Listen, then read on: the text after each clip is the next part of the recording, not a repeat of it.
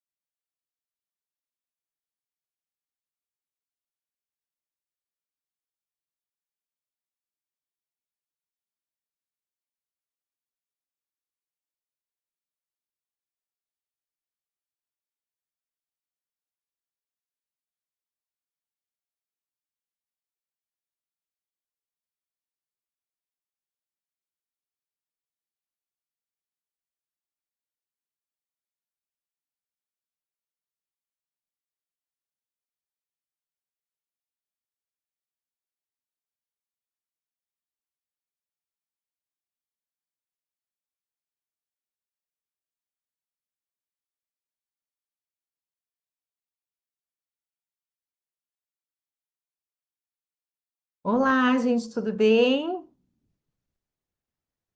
Gente, eu vou tentar ver se eu pego uma câmera para ficar melhor, tá? Só um pouquinho.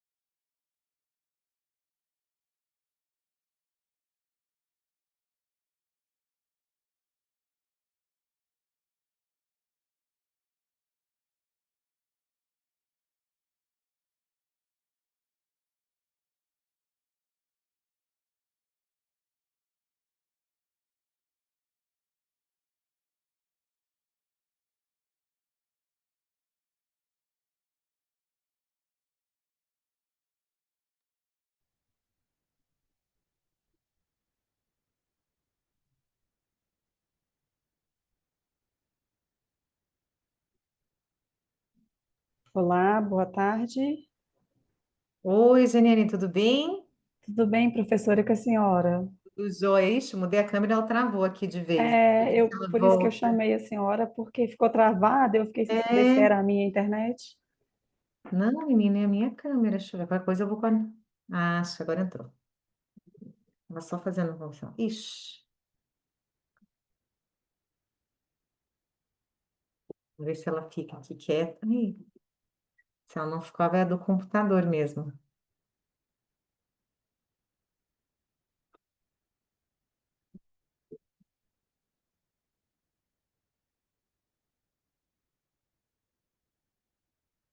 Vamos dar mais um minutinho para o pessoal entrar, né? Hum.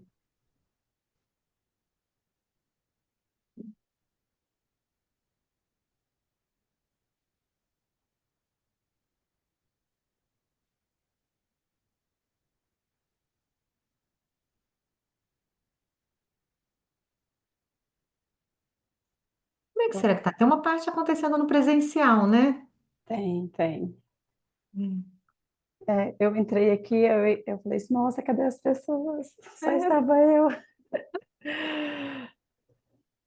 De qualquer forma, professora, vamos aproveitar esses minutinhos aqui.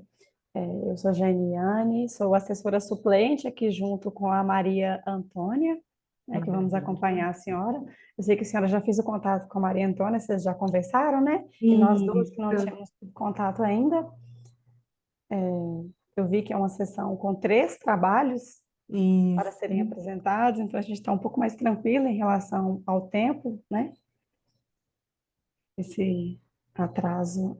Atraso não, porque agora é que são as 18 horas, né? Pode ser que as pessoas comecem a chegar a partir de agora. É, pode ser que o pessoal está se deslocando do trabalho, né? Mas, de Sim, qualquer forma, também qualquer coisa, o meu era o primeiro, né? Como vai ficar gravada a sessão, qualquer coisa eu te dar mais um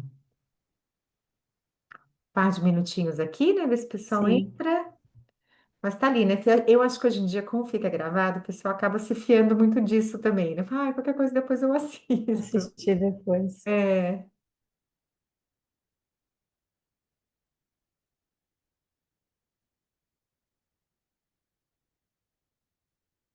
Vocês chegaram a dar um pulo lá no presencial ou não? Não, porque eu estou falando aqui de Belo Horizonte, estou participando do online de Olha. Belo Horizonte. A minha intenção era participar presencial, tanto que eu me inscrevi para o presencial, mas por mudanças aqui no trabalho eu não pude ir. Hum. Então vai ser só no remoto mesmo. Ai, tá bom. Ainda bem que a gente tem essa alternativa, pelo menos, né? Verdade, verdade. É. Ah, Maria Antônia vai na quarta, maravilha. Vocês sabem como vai funcionar o resultado do Fast Track? É só o final? Eu não sei dizer. como que vai ser.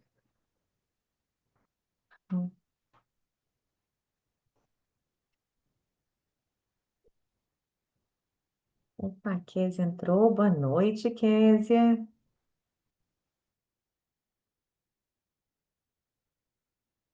Eu acho que eu só não estou conseguindo te ouvir. Abri o áudio, estava fechado. Tudo bem, pessoal? Boa noite. Tudo jóia, boa noite. Você está conosco aqui no terceiro trabalho, né? Transformando insights em ação. Isso. Trabalho sobre People Analytics. Maravilha. E temos o Renan no segundo.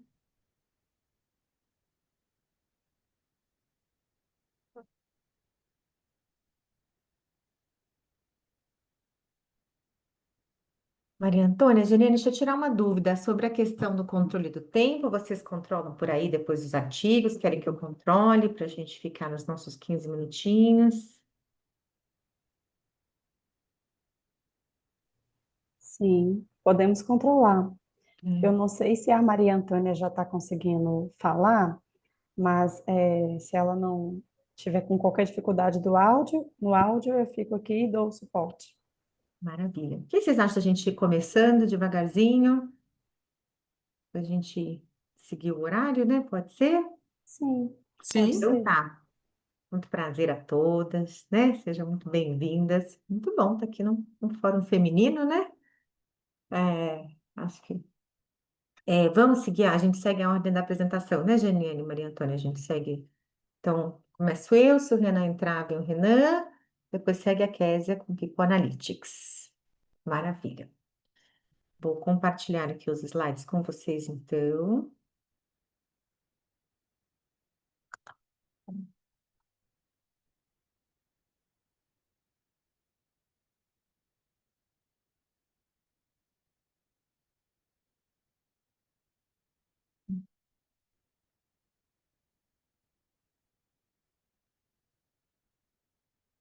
Só para ver se isso funciona.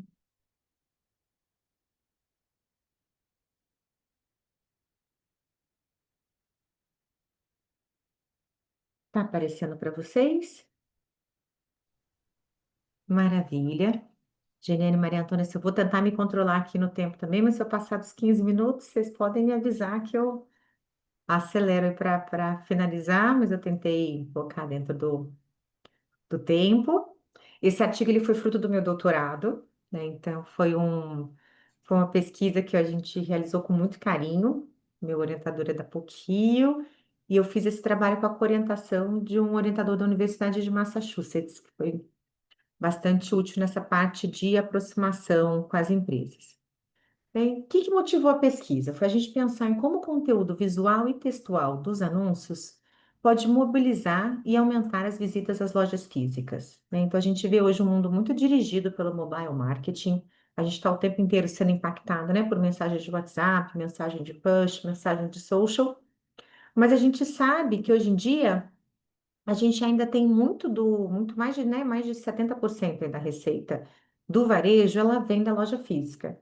Por outro lado, mais de 60% da receita do digital, ele vem do online, né? Então, a gente tem de um lado, o consumidor sendo ativado no digital e a tomada de decisão não, ela é motivada, a compra em si acontecendo muito no ambiente físico. Então, o objetivo da pesquisa foi justamente entender, né, que tipo de elemento dentro da imagem, dentro do criativo mesmo ali do KV, impacta a taxa de visita à loja física. Onde é que está a lacuna de pesquisa? Porque faltavam estudos que se debruçassem sobre, de fato, né, o conteúdo visual e textual das campanhas. E a ideia foi justamente integrar esse universo do online e do offline, no contexto de mobile marketing. A parte de teoria se baseou na teoria de Location-Based Marketing. Então, como é que a gente usa os dados de geolocalização para estar trabalhando a orquestração de campanhas?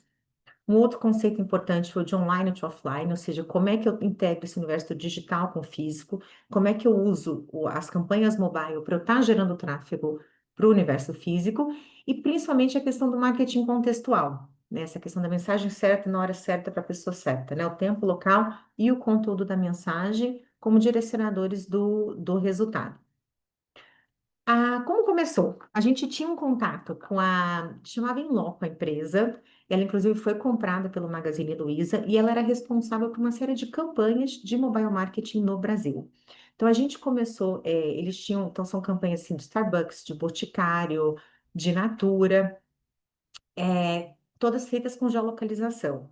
Junto com esse acordo de NDA feito com a Universidade de Massachusetts, a gente teve acesso a um banco de dados de mais de 4.000 campanhas.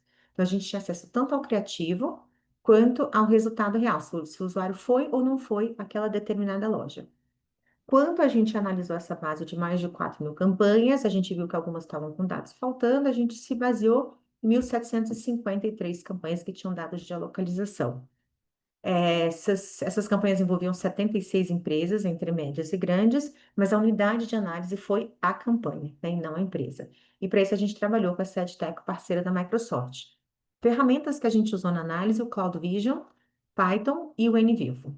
E quais variáveis que a gente analisou? Variáveis textuais e variáveis visuais. Então, de acordo com a teoria, a gente extraiu quais seriam as variáveis de análise, né? Então, por exemplo, orientação de compra, se era uma orientação hedônica ou utilitária. Bart, Grob, Anthony Pripas, King Song. Então, daí a gente foi tirando todas as variáveis que a gente estaria observando dentro dos criativos. Como que a gente fez? Imagina, eu até comecei, na verdade, a analisar manualmente os criativos para fazer a classificação. Quando eu cheguei à conclusão que realmente não ia dar, não ia terminar nunca o doutorado fazendo análise da mão. Preciso de análise computacional. E, na verdade, foi quando o trabalho ficou de fato divertido. Né? Que, tipo assim, isso hoje em dia a gente faz, né? Acho que a IA avançou muito nos últimos 2, 3 anos, mas aqui a gente foi quando o ChatGPT estava ainda nos primórdios ali, né? A gente estava começando com essa história de inteligência artificial. Então, a gente de fato utilizou a aprendizagem de máquina para identificar as variáveis dentro da imagem. Eu treinei o algoritmo para identificar se tinha preço, se tinha figura humana, se tinha sorriso, se tinha. E a gente criou vários critérios para fazer esse treinamento da ferramenta, aplicou machine learning e a gente fez classificação binária, né? Se tinha presença, sim ou não. Então, presença de humano, sim ou não. Presença de elemento promocional. Daí a gente colocou o que que era um elemento promocional, né? Real, cifrão, US dólar, sim ou não. E aí a gente juntou esses dados com a parte de performance. Quantos views, quantos cliques e quantas visitas a loja tinha a campanha. Renan, seja bem-vindo. Prazer. Boa tarde, desculpa, Boa tarde. tive Imagina. problema com a conexão aqui. Não, tá tudo certo. A gente foi começando aqui para seguir o nosso Perfeito, horário, mas você já está aqui, né, no próximo aí com a perfeito. gente. Então, ilustrando um pouco melhor como é que foi essa análise do criativo. Então, a gente pegava de fato a peça que foi impactada na campanha e a gente observava, olha, que palavras que tem, tá vendo? Tem o uso de cifrão ali. Então, uma grande classificação que a gente fez foi se a peça tinha um apelo de marketing, de branding ou de compra. Ou seja, se ela tinha um apelo mais promocional ou um apelo muito mais de elementos emotivos. E aí o software fazia essa análise. Outras questões, se tinha ou não tinha pessoa, né? Se tinha, ó, então, por exemplo, as duas do lado esquerdo com pessoas, sem, e ele identificava ali também. E aí, com isso a gente rodou toda a análise com base nesse algoritmo que foi criado. O que que a gente observou? Que quando um criativo tinha um apelo de marca, né, o branding appeal, e aí tinham vários elementos que compunham esse branding appeal, a taxa de visita da loja aumentava em 6%. Da mesma forma, se no criativo tinha presença de pessoa, a taxa de visita à loja aumentava também. E quando tinha um elemento de campanha, mas com um senso de urgência, como Black Friday, desconto, participe, eu tinha um maior engajamento do usuário. Ter ou não ter animal não causou efeito nenhum. Ter o efeito, o endereço da loja, né, fazer referência direta à loja física também não teve nenhum efeito, nem tampouco a palavra promoção. Ou seja, o que a gente viu foi quando tinha esses elementos mais humanos e mais emotivos e um senso de recompensa, isso fazia com que a taxa de visita à loja física aumentasse. Então, diferenciando, né? Aqui do lado direito, eu tenho uma campanha que foca muito no atributo da marca, né? Como é que ele está entregando, e o outro era promocional. O da direita, esse aqui dessa mulher, tende a gerar mais visitas a lojas do que o da esquerda. Então, a gente teve uma correlação aqui positiva entre um e outro. A gente usou para análise de regressão binária. Como os dados estavam com uma dispersão muito grande, a gente teve que usar também log para poder fazer a normalização dos dados. Foi um quase experimento, porque a gente não tinha controle das variáveis, né? A gente só pôde fazer uma análise a posteriori do efeito, mas a grande vantagem foi que a gente trabalhou com dados reais, né? Dados reais de uma grande empresa, de campanhas que de fato rodaram no mercado brasileiro. E aí, com isso, a gente chegou a algumas conclusões, né? Primeiro, que as mensagens emocionais superaram o apelo racional de preço, que as imagens com pessoas criaram muito mais empatia e atraíram muito mais visitas, então tinha mais engajamento quando eu tinha um criativo com pessoa, mas, contraintuitivamente, tinham poucas campanhas com pessoas, relativamente poucas, né? Cerca de 17%, ou seja, a gente viu o mercado. Se eu colocar um ser humano no criativo, me gera mais engajamento, me gera mais visita, por que que as empresas ainda estão usando pouco o elemento humano? E por coincidência, agora eu estou também cuidando de uma área de marketing de uma empresa e a gente está trabalhando justamente isso, nessa personificação das campanhas, para a gente trazer cada vez mais elementos humanos, sorriso, um lado emocional, para aumentar a taxa de engajamento. Então, dizer alguma coisa que parece muito óbvia, né, dentro do marketing, mas a gente deixa passar. E muito importante essa questão da linguagem, né? De ação e de recompensa, esse senso de agora, para já, aproveite, tá acabando, esse tipo de expressão gera um impacto positivo. O que mais? Em termos de limitações, a principal foi esse não controle das variáveis. Na sequência, a gente de fato fez o trabalho de doutorado, ele se desdobrou em 4 artigos, né? Primeiro, um artigo teórico sobre mobile marketing, que foi apresentado no CLAB, premiado. Depois teve um trabalho qualitativo, que vai ser apresentado amanhã. Depois teve esse trabalho com inteligência computacional e teve um quarto trabalho que foi aí, de fato, o experimento de marketing, onde a gente entrou com o controle das variáveis. Esse ainda está ali em fase de refino.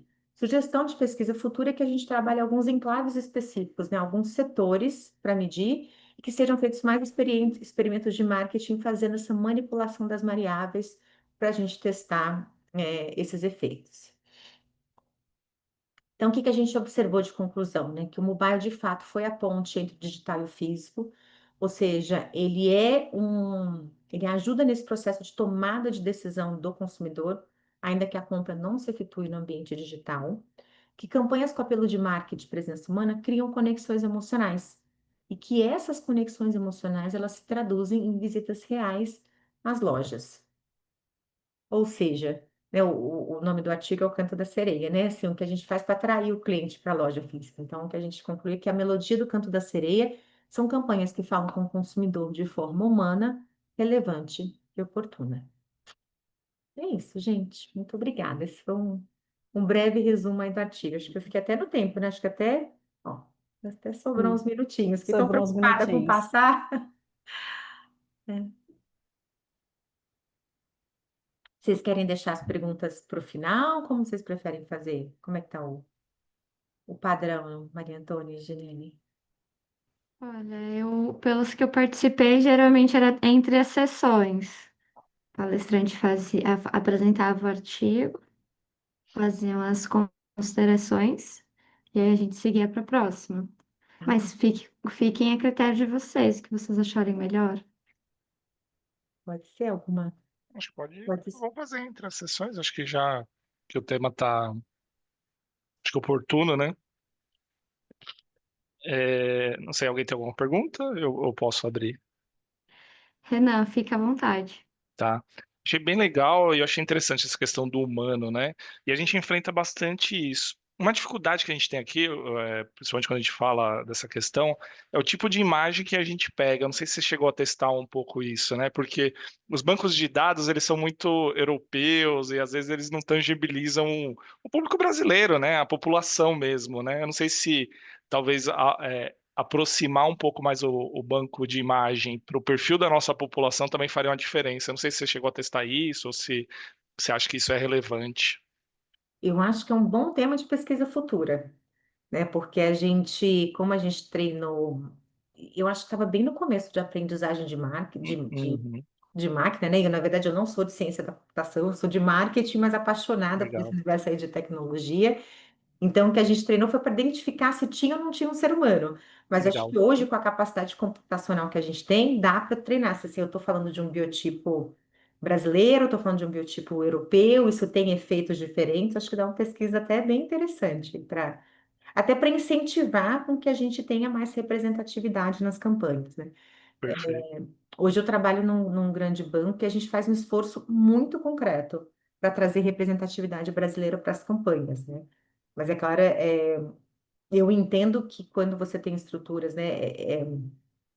Até na outra, antes eu trabalhava no Doutor Consulta e a Uhum, gente via, quando a gente tinha que comprar de bancos de imagem nacionais, eles eram muito mais caros que os bancos globais. sim, Então, assim, para quem está ali, né, com verbas de marketing mais restritas, o limitada. pessoal acaba assim, ai, vai Vai, esse padrão aqui que tem mesmo, né? E deveria é, haver um movimento para a gente nacionalizar mais os bancos de imagem, né? Justamente por essa perfeito. questão da representatividade. Talvez se você conseguir mostrar o efeito positivo, acho que é um achado bem interessante. Legal. Até para incentivar os próprios bancos a trazer o nosso perfil, né? Acho que seria legal. Exatamente. Me chamou bastante atenção, é Diana ou Diana? Diana mesmo, que é. Diana. Ah, mas pode Diana. imaginar que me tá tudo certo. Tá bom. Foi a questão de pets, né, de animais, não trazer nenhuma emoção, nem nada pro público, né? Porque hoje a gente vive um momento em que as pessoas são tão atentas para isso. Então, um ponto interessante do artigo, você tem alguma ideia de por que que isso aconteceu? Olha, o que me chamou a atenção é que a gente teve campanhas do setor de pet, Uhum. mas nem o setor de pet usava a imagem. Então, na verdade, eu acho que a gente teve uma representatividade muito pequena da presença dos animais. Ela foi Uhum. estatisticamente relevante, né? Mas eu acho que falta, acho que também dá um outro tema de pesquisa interessante, né? Uhum. Porque de outros artigos que eu li e de outras campanhas que eu acompanhei, o PET sim tem uma correlação positiva. Ela não Uhum. apareceu nesse estudo, mas eu diria que foi muito por conta da baixa representatividade da amostra. Interessante. E aí, só para linkar ali o que o Renan trouxe também em relação a biochip, etc. Mais cedo teve uma palestra do professor Luiz Hernan, onde ele trouxe que esse ano uma startup brasileira que desenvolveu uma machine learning voltada para com esses aspectos culturais brasileiros ganhou, foi premiada ali na Alemanha, que se chama Tucano. Então, assim, tem espaço para explorar isso, professor. Então, se for a ideia explorar essa questão aí da influência cultural, tem espaço e tem literatura e stakeholders, né? Players trabalhando nisso, já desenvolvendo essa parte mais técnica, já que estamos aqui falando com pessoa de marketing, não da tecnologia em si. A tecnologia está sendo desenvolvida já para essa frente, então é super legal. Enfim, queria trazer Olha, essa contribuição, legal. muito legal, não conhecia, vou até pesquisar. Tucano, né, que você falou? Isso Ai, que mesmo. bom. Vou ver se eu vejo a palestra que fica gravada, não fica? Fica É. gravado. Foi a palestra, acho que da 1 hora da tarde. Ai, que bom. Legal.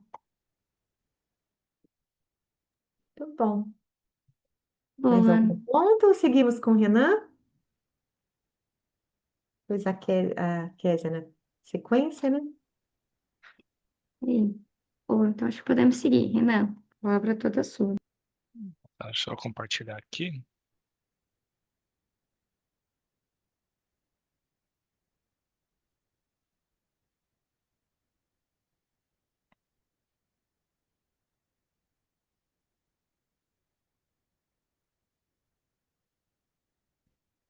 Vocês estão visualizando? Vamos. Perfeito. Bom, então meu tema aqui foi desafios e oportunidades na adoção da IA das seguradoras do Brasil, né? Meu nome é Renan, eu sou mestre formado pela FIA Agora eu estou cursando o doutorado pela FIA também, né? A primeira turma lá na FIA, então estou nessa jornada aqui acadêmica, está sendo bem interessante. Bom, falando um pouquinho da relevância, né, da justificativa até do porquê eu escolhi o tema, né? Então, tem diversos estudos que falam que a IA vai impactar a economia, né? Vai adicionar muito dinheiro, a questão de produtividade, principalmente, né? Vai mudar a forma que a gente faz negócio, né? E já vem mudando, né? A gente já vem ouvindo bastante, mas acho que ainda tem algumas coisas ainda para se solidificar ao longo do tempo, né? Então, acho que o grande ganho é a questão de produtividade que a IA traz. E acho que é onde ela vai adicionar, né? Óbvio que isso traz alguns desafios, né? Porque ela vai trazer produtividade, mas também vai acabar com alguns empregos, vão criar novos, ainda é uma coisa muito incerta, né, no setor. O setor de seguros é um setor, né, é o setor que eu trabalho, é um setor que eu gosto muito, é um setor fundamental da economia, né, ele ajuda a minimizar risco, uma série de coisas, então acho que é um setor super importante. E aí acho que tem muita oportunidade para transformar esse setor e ajudar esse setor, né? Então, tem a questão de barreira cultural, né? Quando você fala de seguro, o brasileiro não é tanto adepto, né? Então acho que parte disso tá, grande parte está nas próprias seguradoras, que tem a questão de segurança, a jornada não é fluida, não é claro para o cliente, tem uma série de coisas que ajudam a ser não são um produto tão aceito pela sociedade, apesar da importância. E aí acho que tem grande potencial para baratear custo, tornar mais eficiente, tangibilizar melhor o produto pro segurado, né? Eu trouxe como problema de pesquisa quais são os desafios e oportunidades na adoção das seguradoras da IA.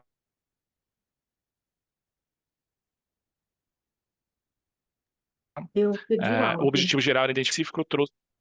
Vocês não estavam ouvindo? Voltou? Agora Agora voltou, voltou. acho que só deu uma falhadinha. Tá, deixa eu pôr mais perto aqui.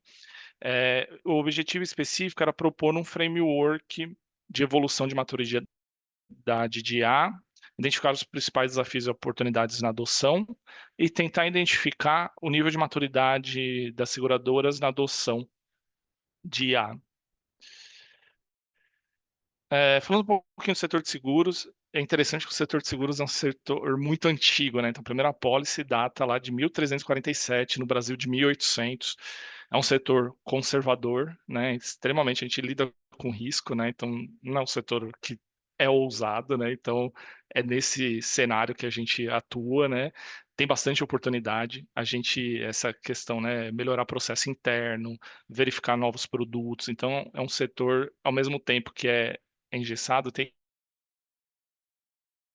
e tem alguns seus padrões, né? E tem muita oportunidade de expansão, né? Se a gente pega seguro alto, acho que 22%, 20% mais ou menos da frota é segurada. Seguro de vida, considerando ainda os empresariais, né? O individual, só 15% da população tem algum tipo de seguro. Então, assim, tem um mar para a gente expandir, e até uma questão de inclusão securitária, que é uma das pautas que está super forte, né? Como que eu faço esse movimento? E acho que a IA pode ajudar muito nisso. Falando um pouco de IA, o termo é antigo, né? Ele vem se consolidando agora e entrou nesse hype todo que tá, né? ChatGPT, uma coisa insana, né? Todo mundo querendo usar programas com IA, né? E acho que isso é muito interessante. Depois eu vou entrar um pouquinho, apareceu muito na pesquisa essa questão do hype. Quando eu fiz a pesquisa, que essa daqui foi uma parte da minha tese, ainda não estava no auge do ChatGPT, estava iniciando, e lá já saiu falando não usar por usar. Acho que isso é a frase que define.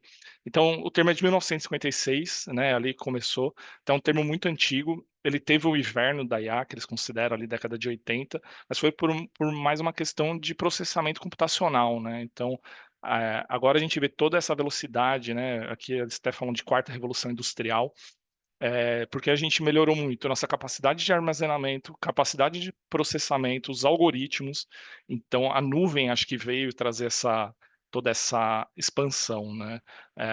E eu acho que uma coisa que fica muito da IA, que ela é uma tecnologia de uso geral, assim como a eletricidade, a máquina a vapor, a automação, né? A mecânica, a própria internet, né? A gente não tem muita ideia de onde ela vai nos levar, né? Então, quando foi lançada a internet 1900 e pouquinho, né? 1994 começou aquele auge. A gente não imaginava que a gente ia ter um Uber, diversos diversas empresas baseadas naquilo, né? E acho que a IA está muito no início ali, né? Então, comparar ela muito com o início da internet, porém numa velocidade gigantesca, né?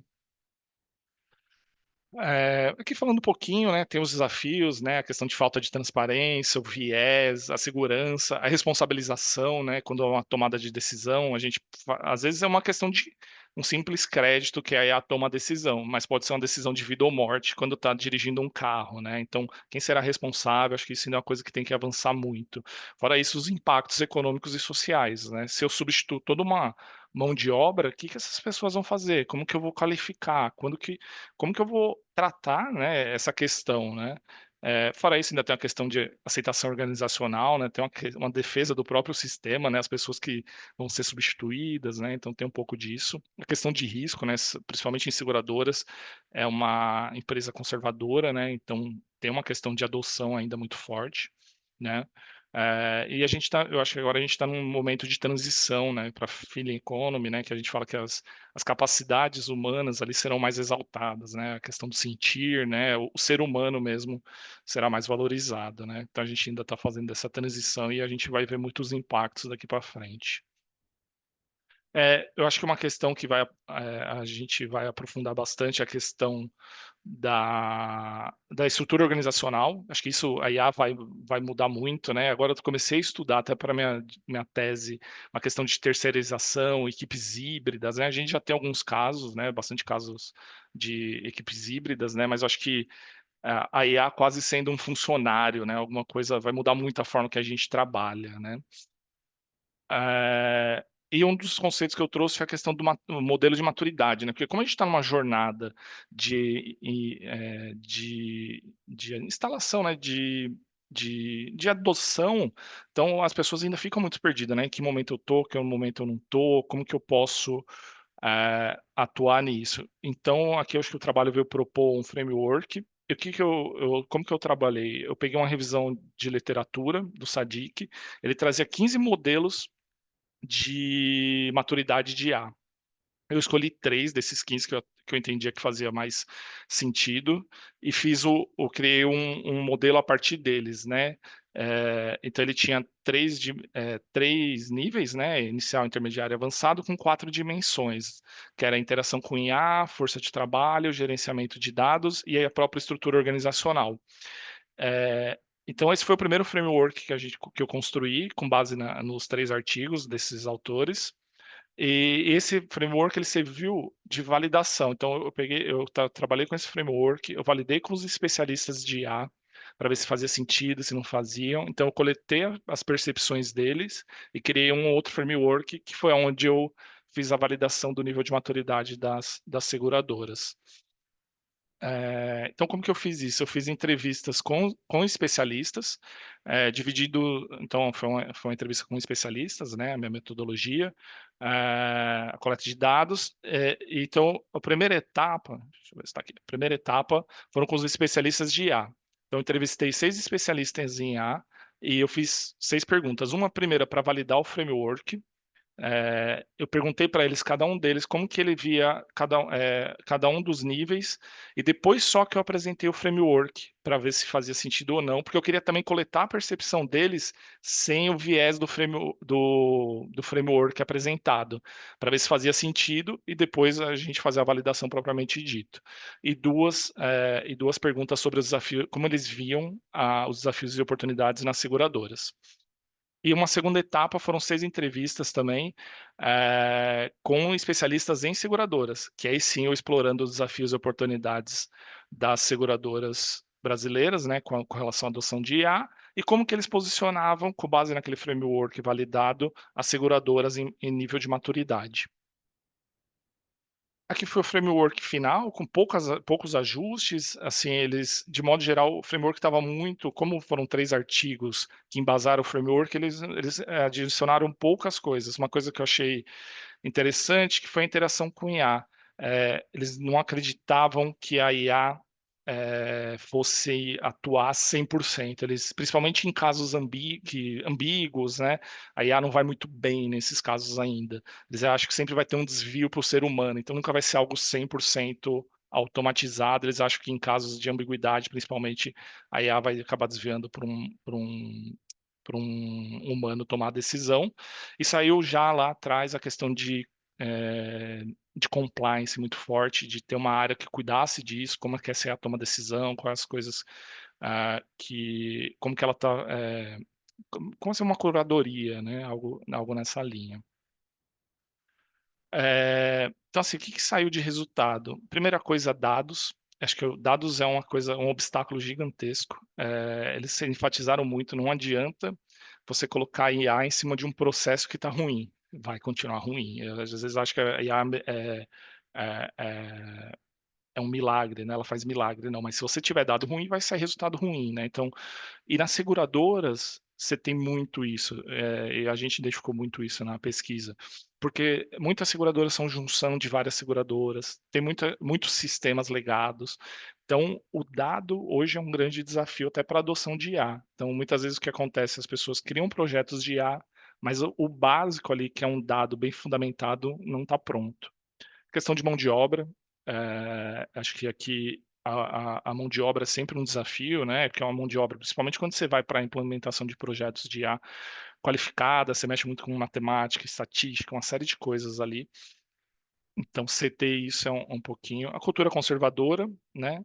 E a questão de riscos de adoção equivocada, né? Então, muitos projetos vão pelo hype. Então, ele não sabe que problema ele tá, que dor ele está solucionando, qual é o objetivo daquela implementação.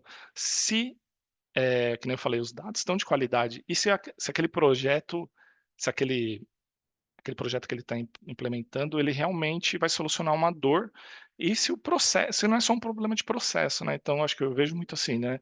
Vamos colocar IA, não importa o que seja, a gente tem que falar que a gente usa IA, IA, IA, IA. Então, acho que isso é uma coisa muito forte que veio. Acho que principais oportunidades, né? Melhorar a precificação e discriminação do risco. Acho que tem muita coisa que é isso que é né, sinais fracos, né? Então acho que isso aí é muito eficiente em identificar, né? Então criar novos produtos, novos tipos de riscos, precificar melhor o produto, né? Tem uma série de coisas.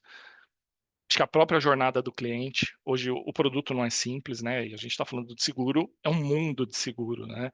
Então o cliente não entende muito aquilo, por mais que tenha um intermediário que é o corretor, mas também é difícil qualificar o corretor. Então acho que a IA vai ajudar muito nisso, simplificar, né, essa jornada do cliente. E acho que assim, um ganho o mais factível de todos e mais rápidos é a eficiência operacional, né? O seguro tem muito trabalho operacional, muita coisa que dá para ser automatizada. Então, assim, é uma coisa muito forte. Então, acho que essa vai ser a jornada. Tem o outro lado, que é o que a gente vai fazer com as pessoas, como que a gente vai qualificar, né? Então, acho que isso é muito relevante, né? Isso daqui vai ajudar, essa questão de eficiência operacional vai ajudar a reduzir preço, a jornada a ser mais fluida, uma série de coisas. Então, acho que o primeiro impacto vai ser aqui nessa questão operacional. Então, um pouco do que saiu de contribuição para a prática, né? Então, invista em infraestruturas de dado antes de iniciar o projeto. Então, estruture bem seus dados, cuide disso, crie zeladoria, governança, né? Então, controle, documente, zele pela qualidade, não utilizar porque está em alta, né? Então, aplicar em projetos reais, que é um pouco do que a gente já falou, né? Que vão agregar valor para o negócio, é, não a tecnologia plug and play. Então, o pessoal acha que vai fazer milagre a IA, e ela tem um período de maturação, né? Então, vão ocorrer erros, e esses erros vão servir para criar maturidade, né? Acho que isso é uma coisa muito importante. Aqui era no passado, né? Mas ela deve estar incorporada à estratégia da empresa, né? Talvez a gente falou muito de empresa data drive, né? Movida pelos dados, agora talvez são empresas IA drive, né? Movidas pela IA, né? Então acho que isso muda bastante. Os dados sempre vão fazer parte. E acho que o principal de tudo, a gente está falando de pessoas, né? As pessoas que vão construir o próximo passo, a nossa jornada. Então é importante um olhar fundamental para as pessoas, em termos de capacitação, de qualificação, de como que vai ser esse processo todo para se desenrolar, né? Então acho que isso a gente nunca pode esquecer disso, né? Apesar de estar falando de máquinas, são as pessoas que vão construir nosso futuro. E acho que é isso. Eu... Foi isso. Muito bom, Renan. Obrigada por Obrigado. compartilhar. Ó, fiz algumas anotações aqui, não sei se alguém quer começar, eu posso na sequência. Pode começar, professora. Então, ó, eu destaquei uma frase do seu artigo e tenho duas perguntas para você, tá? Bom, Primeiro, teve uma frase que você fala assim, né? Para as seguradoras, vejo três desafios principais para adoção, né? Os dados, mão de obra qualificada e cultura tradicional e conservadora. E aí me lembrou muito dessa parte do garbage in, garbage out, né? Que a gente fala. perfeito. E por acaso adorei quando eu vi seu artigo, porque eu trabalho numa das frentes de A em uma seguradora também, né? Dentro do Ah, mercado que legal. bancário. Então eu falei, é exatamente o que está acontecendo agora. E aí, né, diante duas perguntas para você. Primeiro, você colocou assim, o seu framework ele considerou como modelo avançado? O que o seu framework considerou como modelo avançado? A gente poderia fazer hoje o equivalente aos agentes de IA, que é aquela, né, a IA como tomadora de decisão? Sim. Eu entendo que sim. Eu acho que assim avançou muito rápido, né? Então, da época que eu fiz a pesquisa para agora, ela avançou muito rápido e eu entendo que sim. Mas eu vejo que aqui a gente está, por exemplo, o sistema é o tempo todo trabalhando, né? Mas é algo muito mais incorporado ali na jornada do cliente, né? Como que eu transformo essa minha jornada do cliente, decisões por IA, né? Seria um agente, mas o agente eu entendo que ele vem dentro de alguma jornada que já existe, né? Uhum. Então acho que seria um pouquinho equivalente, sim. Sim. Mas tem o desafio ali ainda de tornar algo mais fluido, né? Interessante esses dois elementos, né? E a outra pergunta para você era que você colocou que a maior parte das empresas brasileiras estão entre o nível, né, inicial e intermediário. Eu queria te perguntar, na sua visão, quais ações práticas poderiam acelerar essa transição para o nível mais avançado de maturidade de IA no setor de seguros? Olha, o que eu vejo é, primeiro, é incorporar na estratégia, né? Então, assim, eu acho que tirar do discurso bonito, falar assim, porque tirar do discurso, falar, eu tenho que ter funções de IA, mas trazer isso na estratégia mesmo, porque o que eu vejo é muito mais, vamos seguir o hype para não perder, não está na estratégia, não está nas decisões mais críticas, né? Então, acho que é aquilo que eu falei, tratar a IA como é, aí fugiu a palavra. Mas tratar a IA como a empresa como uma empresa de IA, né? Então, como que ela pode incorporar, tá permeada em todos os níveis de camadas, né? Que às vezes as pessoas olham assim e falam, querendo uma seguradora, o caminho mais fácil para você implementar a IA é na área operacional, né? Mas e a área de vendas? E a área de produtos? E o meu sistema, né? Bom, tem um sistema aqui que é da década de 80. Como que isso vai ser? Né? Eu não consigo pôr IA lá. Então, acho que então passa por uma dor estratégica mesmo, porque eu vou ter que matar um sistema, vou ter que criar um sistema já pensado em A, né? Então, Uhum. eu acho que é um desafio. E o que eu acho que talvez é mudar essa mentalidade que a IA vai resolver os problemas do mundo de forma rápida. É um processo muito de adoção, de tentativa e erro, de uma série de coisas que vai evoluindo, né? Maravilha, obrigada, Renan.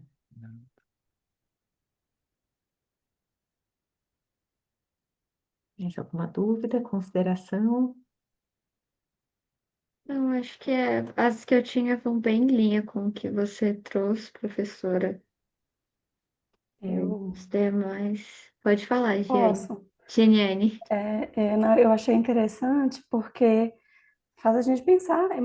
Eu, por exemplo, quase nunca paro para pensar em modelos de maturidade de IA, né? A gente já falou tanto sobre o modelo de maturidade de software, anos que foram levados para a construção dos modelos e pelo que o Renan trouxe aí agora, então, a IA, a IA já está se preocupando com isso, com o desenvolvimento desses modelos, que a gente sabe que aqueles tradicionais não se aplicam completamente, né? É necessário fazer as adaptações. Então, eu achei interessante nesse sentido, porque desperta na gente esse interesse de pesquisar, né? De saber que já tem pesquisas a respeito, tem estudos a respeito, que já é uma realidade e me deu vontade de conhecer um pouco mais sobre os modelos de Que bom, maturidade aí desenvolvidos para IA. legal. Só complementando, que tem a ver com o que Geniane falou. Eu acho também, Renan, que a sua pesquisa ela traz muito insight para empresas, né, que vão começar a trabalhar com IA, e não só seguradoras, mas para outras empresas também que ainda estão, né, não tem, né, não estão numa fase de avanço, né, em maturidade. Eu acho que é muito bom, traz resultados muito positivos nesse sentido. Que bom, que bom. Obrigado, gente. Boa. Só para finalizar aqui, eu fui ver minhas anotações que eu tinha feito mais cedo. Eu fiquei com uma dúvida em relação a. Você trouxe as áreas em que a inteligência artificial pode impactar. Aqui na sua apresentação você fala da área de produtos, dos Uhum. sistemas, mas existe algum tipo de método, alguma aplicação prática com foco assim na literatura que você chegou a ver, uma a visão ali para liberação de alguma aprovação de seguro ou algo em relação a isso? É, o que a gente vê, assim, na época eu não vi nada assim muito prático na literatura de estudo, por exemplo, estudo de caso, de aplicação. Mas o que a gente tem desenvolvido muito é tomada de decisão já automatizada, né? Então, acho que isso, porque tem uma parte mais complexa de seguro, né, que é a análise do risco, mas tem uma parte que ela é padronizada, né? Ela é uma série de regras. Então, isso ela vai muito bem, né? Então, assim, eu padronizo, e ela consegue ir atuando. Então, acho que é o caminho que a gente tem seguido muito aqui, tem implementação de sistemas, né? Então, a gente já tem construído essa camada para ela tomar a decisão ali mais básica, né? Que eu acho que é a mais complexa, que eu nem falei, ela vai desviar, mas isso ela vai ajudar bastante, tem ajudado bastante, é isso que eu tenho visto mais. Não, excelente. Só para fechar, eu fiz essa pergunta porque eu estudei métodos de tomada de decisão no semestre Uhum. passado, na parte do mestrado, e muito se fala, né, da tomada de decisão dentro ali das seguradoras, e a aplicação de tomada de decisão integrada com IA é algo, cara, que me brilha muito os olhos, eu acho muito bacana. É. E não sei, talvez próximos estudos também, Eu acho próximas que é legal. pesquisas, entrar nesse mundo que eu acho que tem muita coisa para desbravar ainda. Muito legal. E eu acho que tá assim, né? Tá todo mundo que eu vejo, né, tá meio que todo mundo tateando esse negócio, por mais que ela explodiu, né? Mas tá todo mundo tateando aonde vai. E aqui dentro tem projetos, tem muita coisa sendo feita, mas ainda vejo, ainda falta estrutura. Então acho que às vezes é aquela questão. Eu sinto, sabe aquele momento da inovação que todo mundo fala, tem que criar uma área de inovação, tem que. Como que eu trago inovação para a empresa? E então acho que a gente está muito nesse momento, assim, que no fim. Sim, a inovação ela está em todos os cantos, né? É uma área que faz inovação, acredito muito nisso. E eu acho que a IA também, assim, quando eu conseguir disseminar ela pela empresa como um todo, que acho que vem evoluindo, acho que isso a gente chega lá. Dos fóruns que eu tenho participado, eu ouço muito pessoal falar que a IA vai ser como a internet, né? Que hoje a gente não fala assim, eu uso a internet. Perfeito. Assume que ela tá lá, né? Então, acho que aos pouquinhos é isso, é como é que a gente incorpora ela, como a gente fez com a internet lá atrás, né? Perfeito, acho que esse é o caminho mesmo. Ela vai ser invisível no final. Sim. Você não vai saber mais o que é. Tanto é que uma coisa que tem me brilhado muitos olhos é essa questão da terceirização cognitiva, né? Como que a gente vai lidar isso enquanto ser humano com essa terceirização que a gente está fazendo, né? A gente está usando o chat GPT para pensar pela gente, né? Ele vem terceirizar justamente isso. Então, como que vai ser? Como que a gente vai lidar com isso, né? Como que vai ter um descarregamento cognitivo? Vai, mas, putz, como que eu vou lidar com isso, né? Eu achei bem interessante. É um caminho que talvez eu Loucura quando a siga. gente pensa que a gente tem, assim, a nossa geração ainda passou pelas duas fases, então a gente mantém a capacidade de crítica, né? A gente Perfeito. usa e fala, não, tá estranho isso, deixa eu reforçar isso, deixa eu estressar esse ponto, isso não ficou bom. E as gerações que já nascem com isso dado, né? Da onde elas vão tirar o senso crítico se vem tão mastigadinho assim? Perfeito. Eu ainda passei, eu sou pré-internet, né? Então eu vivi Eu num mundo também. sem internet, né? Então, assim, é um Não, já. passo atrás, né? Eu acho que nossa É. geração viveu todo mundo, né? A questão do telefone se popularizando até a internet até agora, né? Então, mas eu acho que esse é um desafio, né? E até para liderança, né? Como que vai lidar com isso, assim, né? As coisas. que aí começa a ir um pouco mais para a fronteira, mas pô, você vai ter um funcionário que é uma inteligência artificial. Como que vai ser isso, né? Como que isso vai interagir na equipe, né? Então acho que é É, uma coisa bem legal. tá bom. Legal, então é bem desafiador, né? Exato. Tá bom. Boa, Vamos lá excelente. para Acho que a gente pode, podemos ir. Aí eu vou cronometrar aqui Tá, eu vou e a gente. compartilhar aqui, pessoal. Analytics. Essa é uma área que vai ser muito impactada por IA. Não sei se pro bem ou pro mal, né? Mas vai.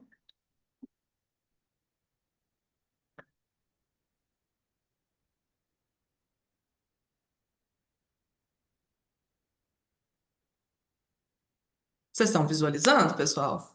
Sim.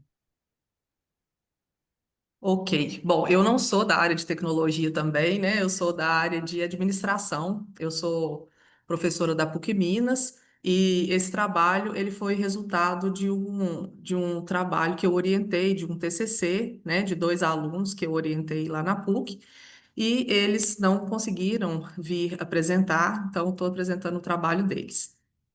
Bom, como a Boa. gente já... Professora, só Oi. para ajudar aqui, a gente está vendo a tela do PowerPoint. Se você quiser clicar na parte de apresentação para a gente ver a tela cheia, acho que fica melhor. Eu É, cliquei em começo, não deu certo? ainda não apareceu. Não sei, tá aparecendo para vocês, pessoal? É só para mim. Não, tá aparecendo como, enfim, modo. Você- Modo Ela edição, né? Como se É, fosse modo edição. se quiser ir lá Ué, embaixo, ali perto onde tem isso. deu Ah, certo? Eu é. cliquei. parece que tá carregando. Bom, não quero te atrapalhar. Acho que Deixa eu voltar aqui, ó. Eu vim, tá aparecendo aqui, eu já deixei ela aberta. Cliquei, compartilhar.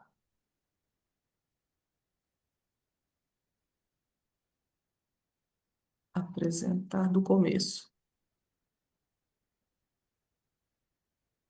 Não foi, pessoal? não, mas acho que não tem tanto problema, não. Era só um detalhe. Pode seguir. Desculpa, professora. Deixa eu ver aqui. Eu não sei o que que tá dando problema.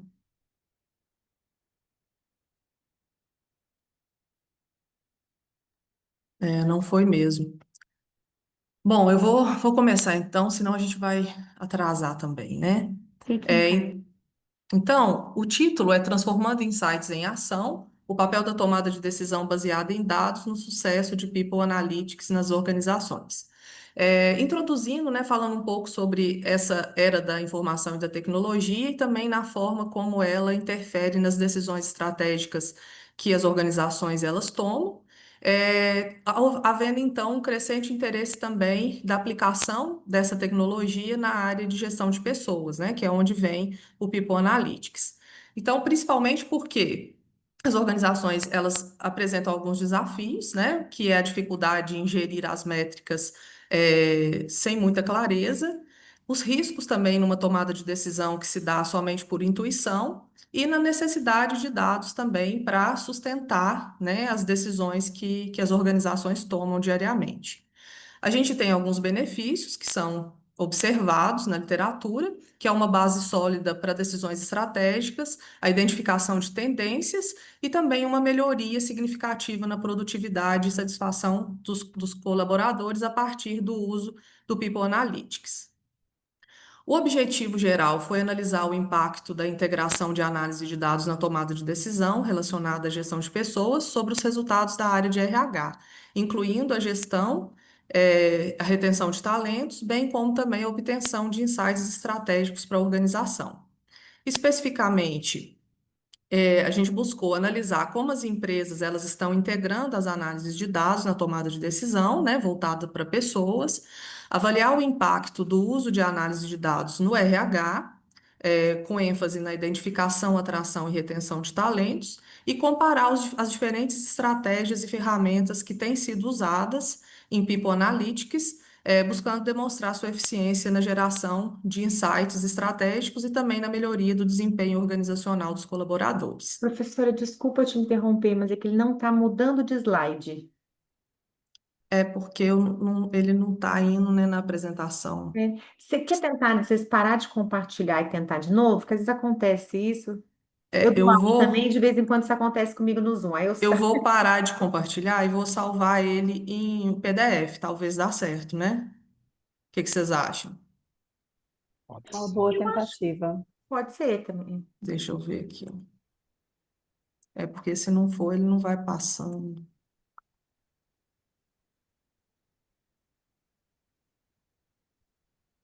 Deixa eu abrir ele aqui.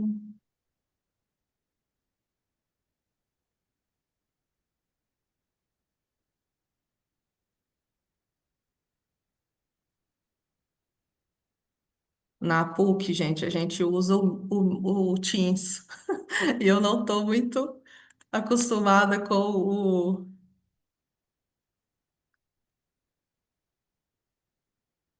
Faz parte, a gente tem esse choque mesmo quando migra do Teams É, pro Zoom. É,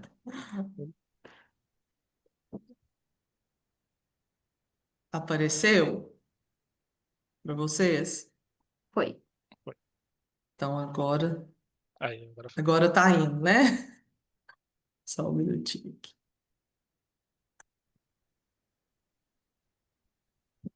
Tá compartilhando?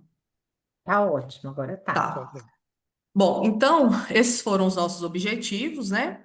A justificativa do trabalho é principalmente trazer à luz o estudo de como a decisão, como a tomada de decisão baseada em dados, usando People Analytics é fundamental hoje, né, nas organizações.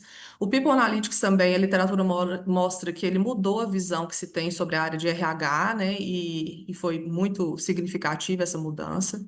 As decisões se tornam mais embasadas e estratégicas, principalmente no que se refere a recrutamento, retenção e desenvolvimento de talentos, e isso é perceptível na nossa pesquisa. E também o aumento da satisfação dos funcionários, que também vêem benefícios, né, por meio dos programas que podem ser mais personalizados e orientados por dados. Então, isso também influencia na satisfação dos colaboradores. O referencial teórico ele foi estabelecido a partir de dois temas centrais, que foi o impacto da tecnologia na gestão de pessoas, falando então sobre a questão da presença da tecnologia e de como ela tem sido, né, cada vez mais utilizada na área de RH, principalmente com o uso de People Analytics. E os autores principais que a gente usou nesse tópico foram Schwab, Bock e Neto. O outro tópico, ele abordou People Analytics, e aí falando então, né, especificamente sobre People Analytics, abordando também a questão da origem, né, a questão da coleta e análise de dados voltada para a gestão de pessoas, mostrando que a prática do People Analytics ela tem se tornado fundamental na conversão de dados em aplicação, né, na área de gestão de pessoas e trabalhando também em todos os subsistemas de RH. Nesse tópico, os principais autores foram West, que é uma grande referência quando a gente fala de People Analytics, e Brian Jofson, Rich e Kim. Então, esses foram os principais autores. A metodologia foi uma pesquisa quali-quantitativa, né? Usou um questionário que foi encaminhado, ele tinha questões abertas e fechadas.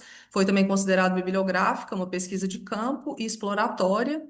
A amostra, ela se deu por meio de empresas brasileiras, foram 33 profissionais, né, representantes dessas empresas, que utilizavam ou têm interesse em utilizar People Analytics nas práticas de RH.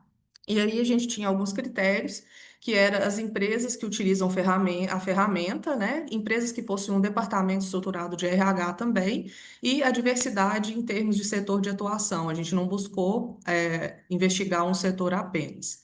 Os sujeitos da pesquisa foram profissionais de RH, gestores e analistas de dados, que foram os participantes. A coleta de dados, então, ela se deu por meio desse questionário misto, que foi encaminhado via LinkedIn, né, aos profissionais da área de RH. Nós encaminhamos para vários profissionais e no final a gente teve o retorno de 33 profissionais que responderam à pesquisa. A técnica de análise de dados eles utilizaram o Excel mesmo, né, para fazer a tabulação, e as perguntas abertas, elas foram analisadas usando a análise de conteúdo de Bardan. Em termos de resultados e discussões, a gente teve o perfil das organizações, né? Então, a gente observa aqui que a maioria foi no segmento de tecnologia, fintechs e também indústria. Varejo e e-commerce também teve uma participação interessante, o setor financeiro também. Em relação ao tamanho, 25 dessas empresas, né? Elas tinham mais de 500 funcionários, e o restante, média, 5 e pequenas, 3. Então, até pela questão de trabalhar com People Analytics, a gente considera mesmo que grandes empresas há uma tendência, né, maior da utilização dessa ferramenta. Em termos do perfil dos participantes, né, dos profissionais que participaram, a gente tem a maioria que era analista de RH, coordenador e supervisor também teve uma participação significativa, e 8 gerentes. A escolaridade desses respondentes 22 tinham graduação, 8 graduação e especialização. E aí a gente dividiu em algumas categorias de análise, né? Então, a primeira delas foi sobre a utilização de People Analytics na organização. O que a gente observou foi que as empresas, elas têm uma estratégia bem definida para a implementação do People Analytics. No entanto, nos resultados dos questionários, ficou evidente que o conhecimento dos gestores para tomar uma decisão que se baseie em dado, ele ainda precisa ser mais aprofundado, né? Então, eles consideram que não há tanto conhecimento por parte dos gestores na hora de tomar uma decisão que se baseie em dados. A maioria, eles consideraram que os resultados de People Analytics, eles são comunicados regularmente, o que dá uma certa transparência, né, ao processo e gera um maior engajamento também dos colaboradores. Outra categoria foi o impacto da integração de dados na tomada de decisão. E aí, nós tivemos como resultado que as áreas que foram mais impactadas foram recrutamento, retenção e desenvolvimento, tal qual a gente observa na literatura também. Observou-se uma percepção bem positiva sobre a transparência que o uso de People Analytics trouxe para as decisões de RH, né? Então, eles veem isso como positivo, essa questão da transparência. A integração de dados, ela se mostra eficaz, principalmente no que se refere ao aprimoramento das práticas de recrutamento e seleção, porque permite uma análise mais detalhada dos candidatos, né? E aí dá para fazer uma correlação, inclusive, com valores da organização, que é algo que a gente analisa muito no processo de recrutamento, e também facilitou muito o tempo de contratação, né? Então, o uso de People Analytics facilita nesse sentido, reduz o tempo. Embora o People Analytics ele seja amplamente aceito, a gente observa que a aplicação ela depende de uma infraestrutura robusta e também do suporte da alta gestão, né? Porque se não houver esse suporte, não há uma boa implementação e mesmo aplicação, principalmente para o seu objetivo, que é a tomada de decisão. Uma outra categoria foi a percepção sobre a eficiência do People Analytics, e aí a gente observa que a implementação ela contribui para reduzir o turnover também, então isso é muito positivo, principalmente em setores onde há você tende a contratar, né, pessoas que estão mais alinhadas com a organização. Embora o People Analytics ele tenha um impacto positivo na satisfação, como a gente viu, foi observado também que a ferramenta isolada ela não é suficiente, né, para alcançar os níveis muito elevados de satisfação e engajamento. Então, ela não vai resolver, né, a questão de satisfação e engajamento da organização. Um dos impactos mais claros é que há uma otimização dos processos, principalmente de treinamento e desenvolvimento, porque há uma percepção de que People Analytics ele possibilita que você direcione, né, treinamentos mais voltados para o perfil daquele colaborador. Sobre os desafios e considerações éticas no uso de People Analytics, nós observamos que as organizações elas têm uma política robusta, né, em relação à gestão de dados, que está em conformidade com a LGPD. Apesar de uma parcela considerar o treinamento adequado, há também uma certa incerteza ou potencial para reforçar a capacitação dos profissionais de RH sobre essas práticas éticas, né, e de uso, de dados. Então, é preciso reforçar isso sempre. Aqui tem algumas falas, né, que mostram, o que a gente analisou. Temos uma política muito rigorosa com relação ao compartilhamento de dados de RH, uma vez que são informações sensíveis. Eles também falaram aqui nessa outra fala da questão da preocupação dos gestores também em compartilhar dados sobre colaboradores, né? Então, gestores no geral, na organização, há essa preocupação, e por isso, isso se mostra um desafio, né? Que é tratar isso de uma forma ética no contexto organizacional. E, por fim, a gente tem uma última categoria, que foi os impactos e os desafios da utilização de People Analytics nas organizações. Então, eu trouxe alguns quadros, né, que mostram isso. Em relação a benefícios, a gente teve os que mais se destacaram, né, foi a questão da redução do tempo de contratação.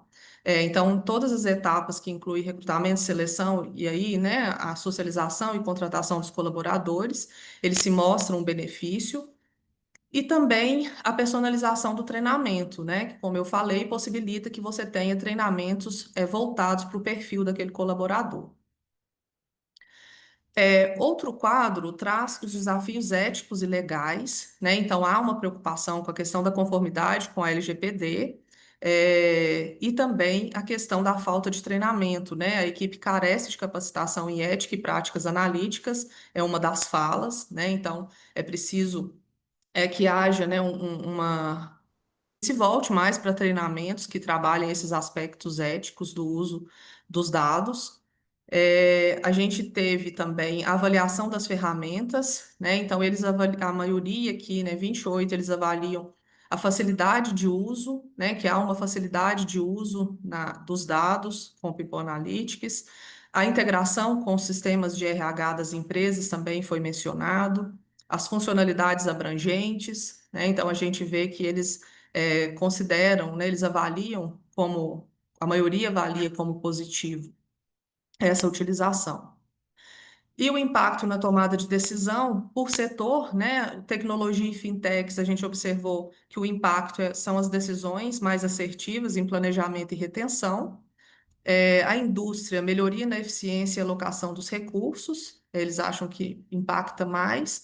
Na área da saúde, decisões aprimoradas na alocação de equipe e custos, né? E o varejo, redução no turnover e aumento da retenção, que é de fato um problema que nós vemos, né? Um problema muito frequente quando a gente trabalha o varejo, que é principalmente a questão, né, da redução do turnover, é um dos setores que tem maior índice de turnover, né? Então, a gente vê que há um impacto, né? Uma percepção positiva em relação à tomada de decisão usando People Analytics.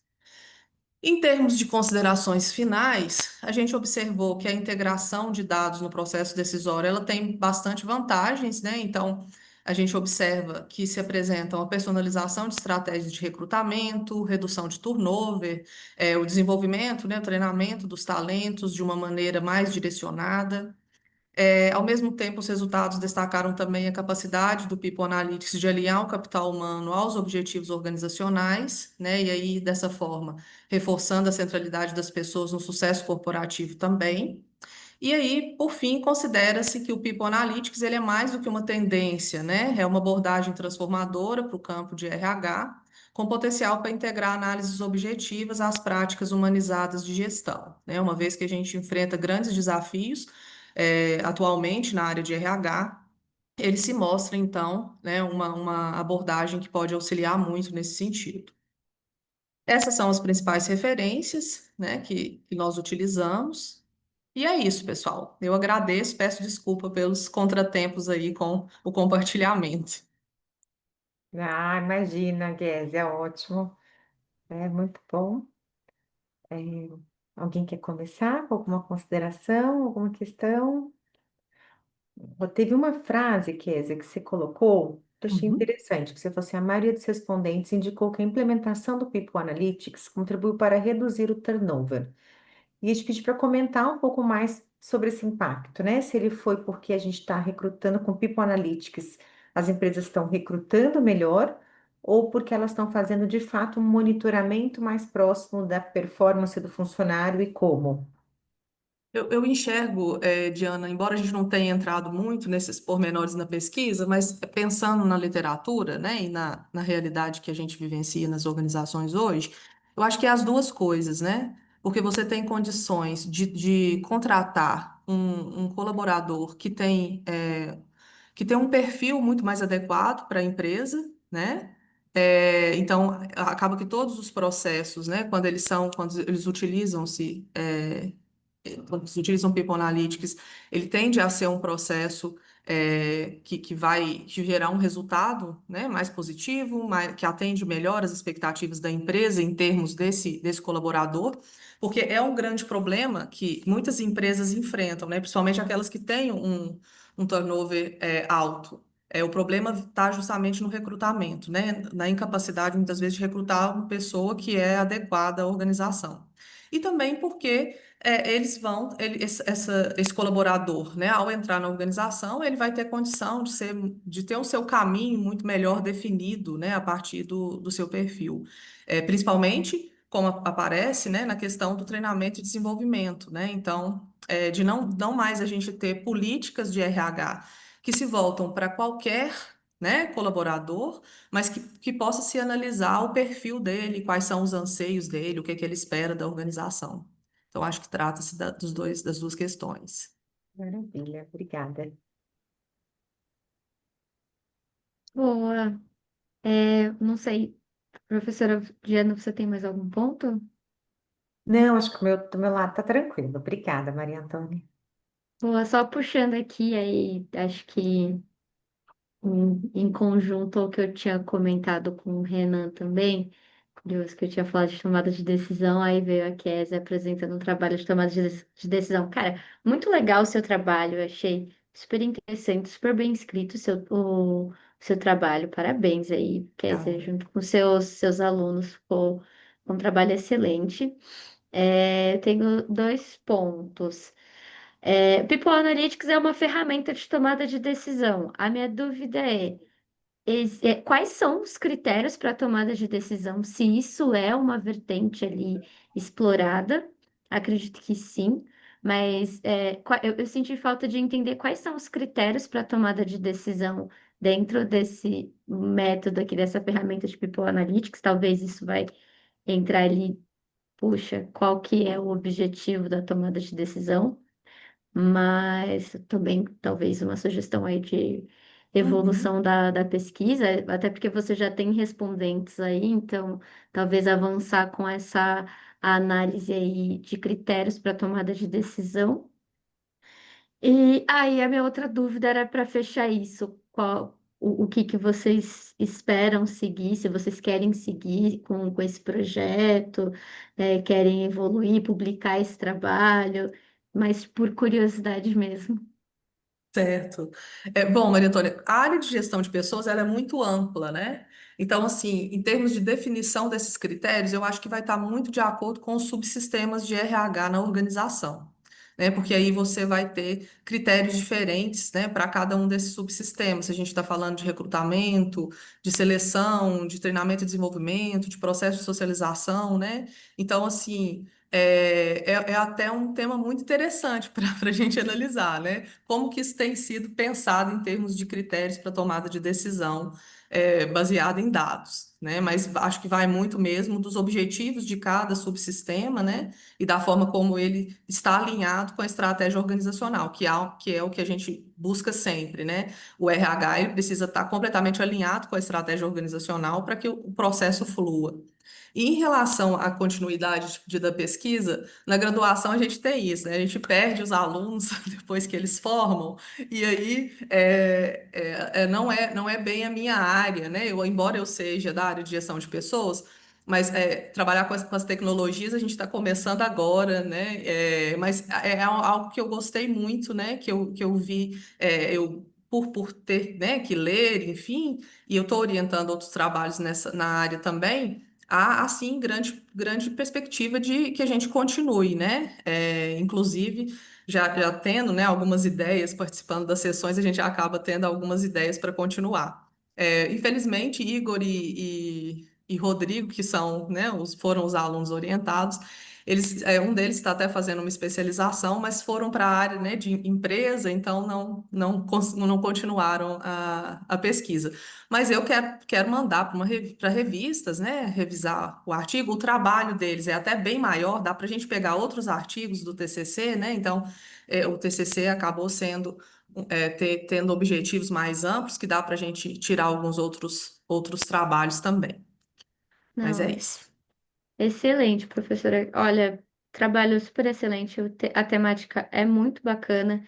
E quanto a, poxa, você não é da área de tecnologia, mas desenvolver trabalhos que sustente essa questão e dê essa sustentação para a ferramenta se desenvolver, justamente coletando ali estudo de caso de, puxa vida, qual critério vai ser importante para essa para este mundo, para este ambiente, fazer essa avaliação ali, puxa, fazer uma revisão sistemática ali de quais são os maiores critérios para tomada de decisão é super legal, é uma questão que está muito em alta.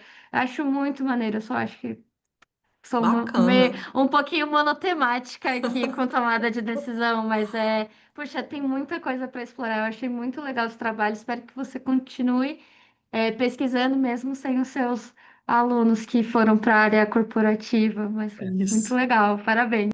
Obrigada. Eu vejo assim, ele é muito legal, assim, eu trabalho com dados, né? Aqui eu trabalho na área de planejamento. E eu cuido muito de uma parte de RV. É bem legal porque assim eu consigo detectar, assim, começou a receber menos, já é um sinal de Uhum. alerta, né? Tem uma distribuição normal, então a gente usa bastante aqui, é muito legal, gostei bastante. Até pegando um pouco do seu tema, né? Eu vejo às vezes as pesquisas de People Analytics por um lado muito positivo, que é redução de turnover, essa coisa. Mas a gente teve um Uhum. exemplo agora, né? Não que seja, assim, é difícil se colocar num contexto negativo ou positivo, mas foi o Itaú, né? Que assim, na minha visão ali foi People Analytics na veia, né? Que eles olharam, Isso. monitoraram os funcionários e tomaram uma decisão. Né, então acho que ali talvez é um baita estudo de case, né, se conseguisse, porque foi algo bem polêmico, né, e eu acho que ali teve um Sim. pouco disso, né, tipo assim, eles analisaram os funcionários. Aí tem uma série de discussões, né, até éticas ou não. Mas acho que a People Analytics também vai por esse lado ali de monitoria, de controle, né? Então, Uhum. também tem o lado que eu acho que tá oculto ali naquelas coisas, né? Que eu acho que tem um benefício muito bom de qualidade, tem um benefício também talvez não tão bom, né? Não sei se Sim, Renan, é interessante assim, a gente está começando a entender agora, né? Agora que está Uhum, aparecendo, podemos dizer assim, as coisinhas feias, né? Também uhum, que possibilita. Então, como você falou, embora tenha, né, toda essa questão, essa empolgação mesmo de ser uma nova sim, ferramenta, né? De você ter dados ali, né? Então, você não, a gente, porque na área de gestão de pessoas a gente tinha uma grande dificuldade de muitas vezes ter mesmo que ir por feeling, né? Enfim. perfeito. Mas, enfim, tem toda essa questão também. Ele também vai mostrar, né, o que que a empresa pode fazer. Então, a gente vai olhar com Sim, os olhos do colaborador ou com os olhos da empresa, né? Tem que trocar de lente toda hora para a gente fazer essa análise. Mas o Itaú é um excelente exemplo, né, de aquilo, né? Apareceu ali, tá mostrando, então é tomar uma decisão em cima daquilo. E muitas vezes o desempenho, né, a questão do resultado é que vai ser avaliado, né? sim. Ah, professor, eu consegui enxergar também a potência desse conceito, né? Essa possibilidade de fazer essa junção, que incluir ali, inserir os critérios subjetivos, né, da empresa, de valores, junto com os dados, é uma ferramenta sensacional, né, para as Sim. empresas. E igual a senhora trouxe que antes o RH se movia muito pelo feeling, por técnicas, né, Uhum. desenvolvidas na psicologia, de como fazer a melhor seleção, mas que nem sempre se traduzia na melhor escolha e que também precisava de outras ferramentas para fazer esse monitoramento desse profissional ao longo da trajetória dele, né, na Uhum. empresa. O que às vezes contribuía aí para essa rotatividade, né, para a taxa de rotatividade. Então, eu vejo a potencialidade de, em um único conceito, ali, de uma única ferramenta, possibilitar para a empresa atuar em todas essas áreas, né, do Sim. recrutamento, da retenção, do engajamento e dos resultados da empresa. Então, eu também achei fantástico. Sim, é bem interessante alguns casos mais próximos assim que eu tive contato, né?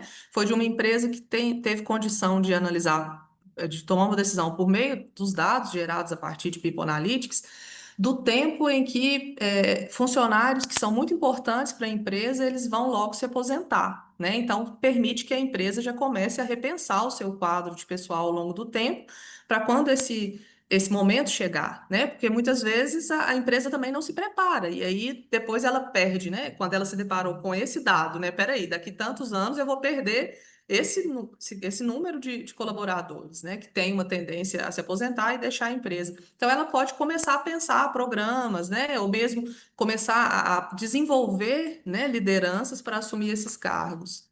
Então, eu acho que é muito bom, é fantástico, né, as possibilidades que a gente tem para a área de gestão de pessoas.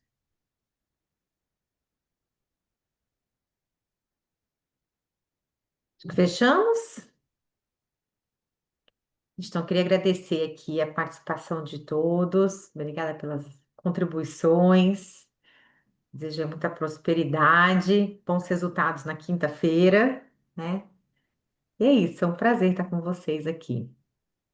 Boa. Obrigado. Agradeço aí a Obrigada. participação de todos. Peço desculpas aí, Geniane, professora Diana, no início, pelo contratempo. E aí, só para reforçar, eu coloquei aqui no chat, pessoal, o link de avaliação da sessão. Então, se vocês puderem depois avaliar, a gente vai agradecer muito, tá bom?